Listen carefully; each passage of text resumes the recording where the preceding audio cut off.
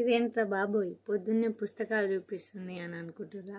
ఏం లేదు, నేను చదివిన పుస్తకాలు చూపిస్తున్నా. నాకు పుస్తకాలు అంటే చిన్నప్పటి నుంచి చాలా ఇష్టం, కానీ ఎవ్వరు కొనివ్వలేదు.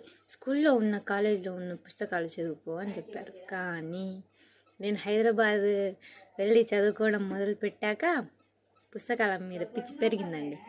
పెరిగాక నేను డిగ్రీ ఫస్ట్ ఇయర్లో కొన్న ఈ పుస్తకాలన్నీ సెకండ్ ఇయర్లో చదివేశాను. ఇప్పుడు థర్డ్ ఇయర్లో మీకు రివ్యూ ఇస్తున్నాను అనమాట. మీకు కూడా నాలాగా పిచ్చి ఉంటే చదవచ్చు. ఓకే, ఈ ఫోన్ ఒకటి సతాయిస్తుంది. నేను చదవాలనుకున్న మొదటి పుస్తకం అమ్మ డైరీలో కొన్ని పేజీలు. మనకు కథా బుక్ ఎంత ఇంపార్టెంటో దాంట్లో కవి కూడా అంతే ఇంపార్టెంట్. కవి రవి మంత్రి గారు చాలా బాగుంటారు అనుకోండి, అది వేరే విషయం. స్టోరీ మాత్రం చాలా బాగుంది. ఈ స్టోరీ ఎందుకురా బాబోయ్ అందరూ చదివేసి ఏడుస్తున్నారని నేను అనుకున్నా. చదివాక నేను కూడా ఏడ్చా. ఎందుకంటే ఆ పాత్రలు నిజంగా ఉన్నారని ఊహించుకొని చదివాను నేను. అది మనం 3 పరిస్థితుల్లో బాగా ఏడుస్తామన్నమాట ఈ స్టోరీలో.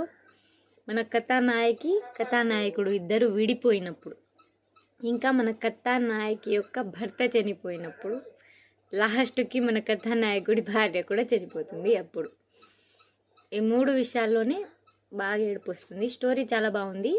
చివరికి ఇద్దరు కలుస్తారండి, అదే స్టోరీ. నేను చదివిన 2వ పుస్తకం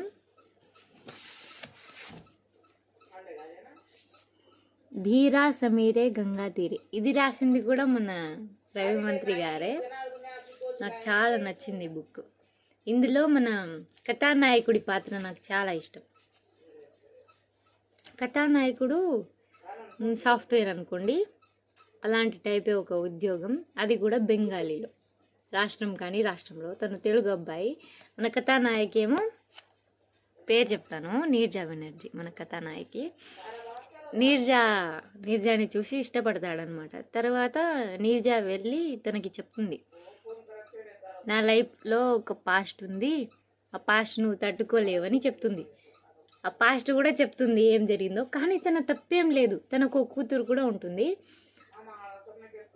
కానీ మన కథానాయకుడు తనని ఎంత ఇష్టపడతాడంటే, తన కూతురున్నా, తను వర్జిన్ కాకపోయినా, తను జరిగిన పాస్ట్లో ఏమైనా అయి ఉండొచ్చు, కానీ నాకు అమ్మాయి అంటే ఇష్టం అని నిలబడతాడు తెలుసా.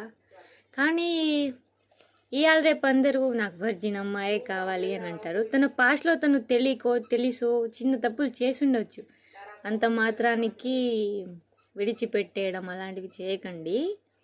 చాలామంది తెలియక తప్పులు చేస్తారు, ఒప్పుకోవాలి. కానీ తను నీర్జా బెనర్జీ నీకు చాలా లైఫ్ ఉంది, నువ్వు నన్ను పెళ్లి చేసుకోనక్కర్లేదు అని చెప్తుంది. కానీ తను ఒప్పుకోడు. చేసుకుంటే నిన్నే చేసుకుంటా, లేకపోతే ఇలాగే పెళ్లి చేసుకోకుండా ఉండిపోతా అని అంటాడండి. ఇందులో కథానాయకుడి పాత్ర నాకు ఎంత నచ్చిందంటే సూపర్. అలా నిలబడండి మీరు కూడా. ఇంకా నేను చదివిన 3వ కథ, దీని గురించి నేను రివ్యూ ఇచ్చాను, చెప్పాను, కామెంట్స్ కూడా వచ్చాయి. వెన్నెల్లో ఆడపిల్ల ఎండమూరి వీరేంద్రనాథ్ గారు రాసింది. చెప్పాను కదా దీని గురించి. ఇందులో మీరు ఎవరైనా ఎంపీసీ మ్యాథ్స్ బాగా వచ్చి తెలుగు చదవడానికి చక్కగా వచ్చుంటే ఈ బుక్ సరిపోతుంది. ఎందుకంటే ఇందులో మ్యాథ్స్, పజిల్స్, కొన్ని టాస్కులు అన్నీ ఉంటాయి. చాలా బాగుంటుంది స్టోరీ. లాస్ట్కి ట్విస్ట్ ఏంటని అప్పుడు అడిగాను ఆ రివ్యూలో, అయితే చెప్పారు చాలామంది కామెంట్స్లో చెప్పారనమాట. ఆ ట్విస్ట్ ఏంటంటే లాస్ట్కి మన వెన్నెల్లో ఆడపిల్ల ఉంటుంది కదా, తను చనిపోతుంది అనమాట. తను దహనమైన తర్వాత ఒక్క కన్నీటి చుక్క కారుస్తాడనమాట హీరో. అసలు నేనైతే పడి ఏడ్చేదాన్ని. తను ఎట్లా తట్టుకున్నాడో నాకు తెలియదు, కానీ తను చనిపోవడం నేను తట్టుకోలేకపోయినా ఈ స్టోరీలో. ఇంకా నేను చదివిన 4వ కథ అయోధ్య చేరిన కృష్ణ. ఇది ఒక అబ్బాయి స్టోరీ. ఒక వయసులో ఉన్న అబ్బాయి ఒక అమ్మాయిని ప్రేమించి తన ప్రేమని గెలిచి లైఫ్లో ఎలా నిలబడతాడు, ఇంట్లో వాళ్ళని ఎలా ఒప్పిస్తాడు. మిడిల్ క్లాస్ అబ్బాయి స్టోరీ అనుకోండి. ఇంకా